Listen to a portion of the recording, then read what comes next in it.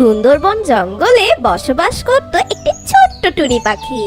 আর সেই টুনি পাখিটা ছিল অনেক গরিব আর অসহায়। হঠাৎ একদিন টুনির বাড়ির কাছে আসে একটি বৃদ্ধ পাখি। সে টুনির বাড়ির কাছে এসে বলে, মা গো, কেউ কি বাড়ি আছো?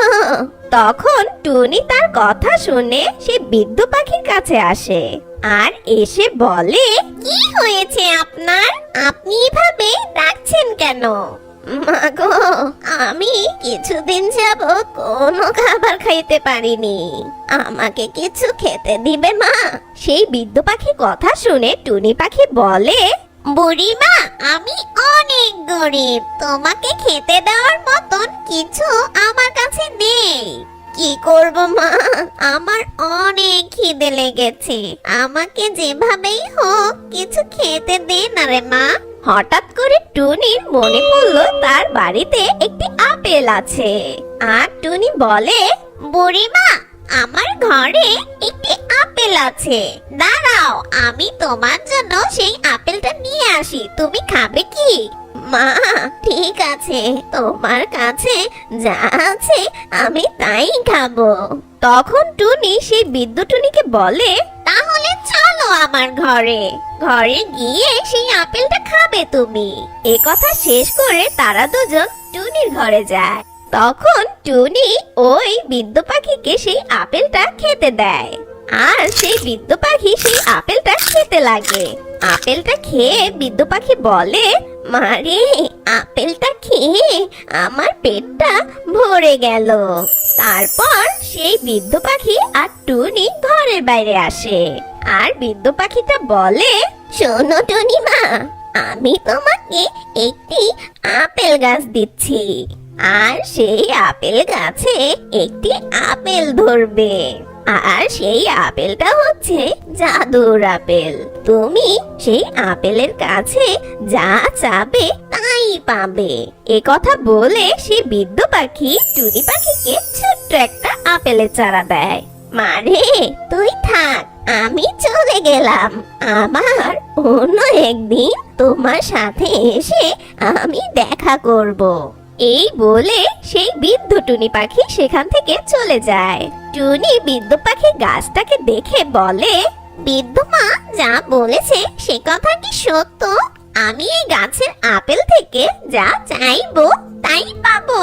দেখা যাবে, আগে গাছটা রোপণ করি, আর সেই গাছে আপেল হোক। তারপর টুনি সেই আপেল গাছটা মাটিতে রোপণ করে। বেশ কিছুদিন পর টুনি সেই গাছের নিচে যায়। গাছটা তো অনেক বড় হয়ে গেছে, কিন্তু বৃদ্ধ মা বলেছে এই গাছে একটি আপেল ধরবে, আর এই গাছে এখনো আপেল ধরলো না কেন? আর কিছুদিন পর টুনি সেই গাছের কাছে এসে দেখে সেই বৃদ্ধ পাখির কথা মতন তার আপেল গাছে একটি রঙিন আপেল ধরেছে। তখন টুনি ভাবে, গাছে যেহেতু একটি আপেল ধরেছে, এই আপেলের কাছে কিছু চেয়ে দেখি পাই কিনা। এই ভেবে টুনি সেই আপেলকে বলে, আপেল, ও আপেল, আমার খুব খিদে লেগেছে, আমাকে কিছু খাবার খেতে দাও তো। টুনির এই কথা শেষ করতে না করতে অনেক খাবার টুনির সামনে চলে আসে। বৃদ্ধ পাখিটার কথা তাহলে সত্য, এই আপেলের কাছে যাই যাবো তাই পাবো। আর এভাবে টুনি সেই আপেলের কাছে যা চায় তাই দেয়। আর এতে টুনি অনেক বড় লোক হয়ে যায়।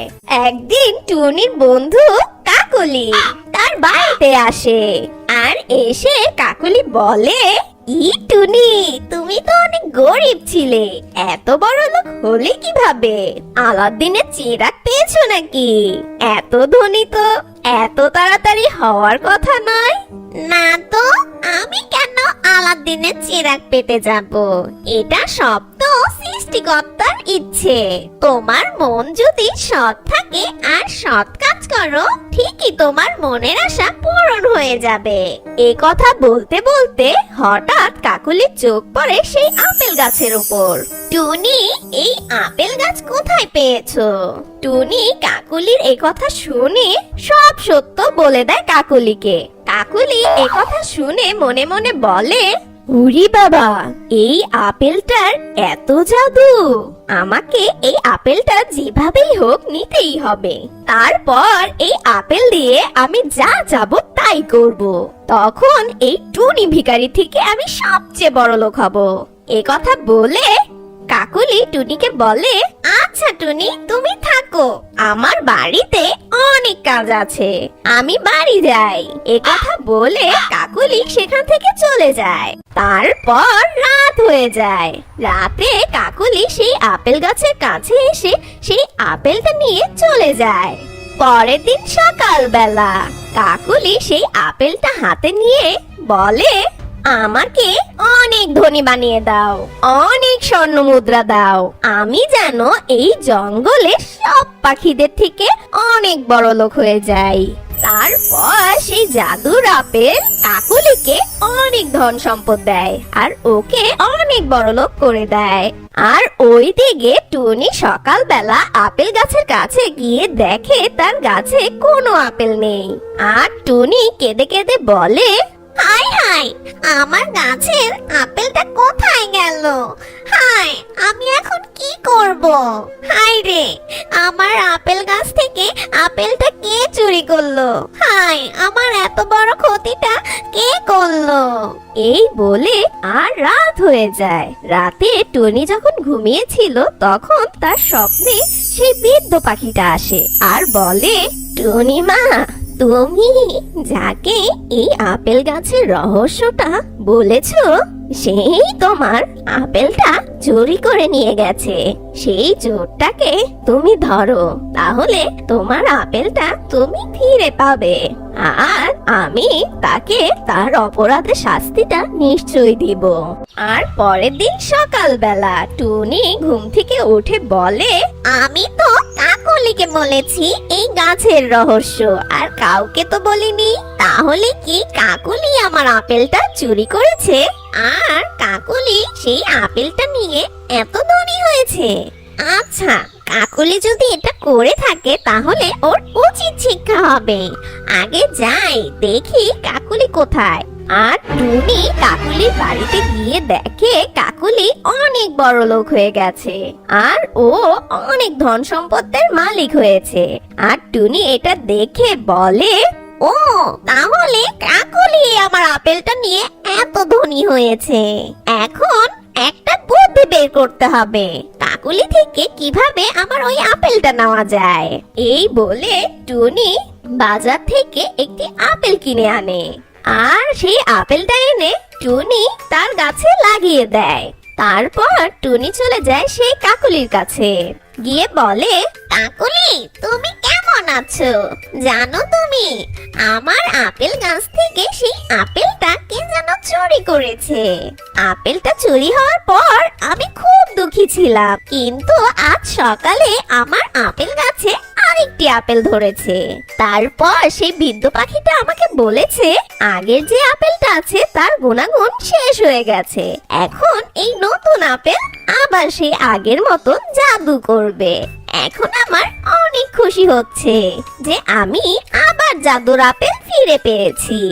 এই বলে সেখান থেকে টুনি চলে যায়। আর তখন কাকলি বলে, তাহলে তো এই আপেলে আর কোনো গুণাগুণ নেই, তাহলে আমি এই আপেল দিয়ে কি করব? যাই, এই আপেলটা সেই গাছের নিচে রেখে নতুন আপেলটা আবার চুরি করে নিয়ে আসি। এই বলে কাকলি সেই আপেলটা নিয়ে সেই গাছের নিচে রাখতে যাবে। ঠিক তখনই সেই জাদু গাছটি কাকলিকে গলা চিপে ধরে ফেলে। বাঁচাও, আমাকে বাঁচাও, এই গাছটা আমাকে মেরে ফেললো, বাঁচাও। টুনি, কোথায় আছো তুমি? আমাকে বাঁচাও। আর টুনি সেখানে এসে কাকলির এই অবস্থা দেখে বলে, জাদুর গাছ, তুমি কাকলিকে ছেড়ে দাও, তুমি ওকে মেরো না, ওর উচিত শিক্ষা ও পেয়ে গেছে, আর আমি আমার জাদুর আপেল ফিরে ফিরে পেয়েছি, তুমি ওকে ক্ষমা করে দাও। টুনির এই কথা শুনে সেই জাদুর গাছ কাকুলিকে ছেড়ে দেয়।